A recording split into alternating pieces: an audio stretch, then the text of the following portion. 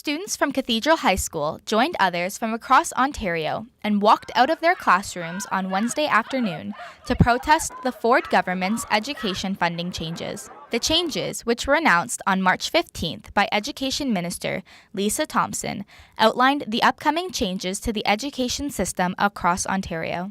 In elementary grades, there will be a 1 student increase in the average class size per teacher in grades 4 to 8, the introduction of a new math curriculum, and a modified health and physical education curriculum. High school students will see the most change as the average class size in high schools will be increasing from 22 students per teacher to 28 students per teacher.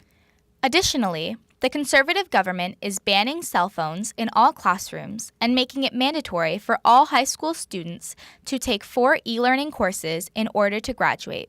These are not the first changes to education the PC government has made. Major changes to OSAP were announced by the government in January, including the elimination of free tuition in the form of grants for students from families earning less than $50,000 annually, and the elimination of the 6-month grace period after graduation, in which loans do not accrue interest and do not need to be paid back. Teachers' federations are estimating a loss of 10,000 teachers across the province due to the new changes in education. In a recent interview with the Hamilton Spectator, School Board Chair Patrick Daly estimated that the increasing class size is expected to lead to the loss of about 100 Hamilton Wentworth Catholic District School Board high school teaching positions. The government, however, disagrees with these estimations. And not one teacher, not one, will lose their jobs because of our class size strategy.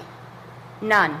Cathedral students who participated in the walkout made their way to City Hall, meeting with both federal NDP candidate for Hamilton Centre, Matthew Green, and Hamilton Ward 3 City Councillor, Narinder Nan. While many students are aware of the newest changes coming to education, it is the OSAP changes that were on the minds of many. Some people I know are living by themselves, so they're literally out here working every day after school just so that they can live here to go to university or college and get an education, and they can't even do that now because OSAP is getting cut. Everything that the government's doing, it will affect us. Me being a grade 12 student, that's something that could be affecting me very, very soon, and I'm not okay with that. As students, we walked out because of OSAP, but not only does this affect us, it also affects our teachers who are a huge support to us. The most important thing to me was that the 4 mandatory online courses, I think that it makes the teaching impersonal, and I know that a lot of people, it's hard for them to learn that way. I come from a lower income family, where my family always hoped for me to go to a university where I could help them and figure something out with my future. And one thing I was always hoping for was to get OSAP and to go to a university. I was relying on it. A second province-wide student walkout is planned for Thursday, April 4th at 1:15 p.m. However, students from our school board are on a half-day schedule for parent-teacher interviews. The proposed changes to class sizes and mandatory e-learning courses will be phased in over the next couple of years, but it is evident that the upcoming changes have mobilized students to speak up for their education right now.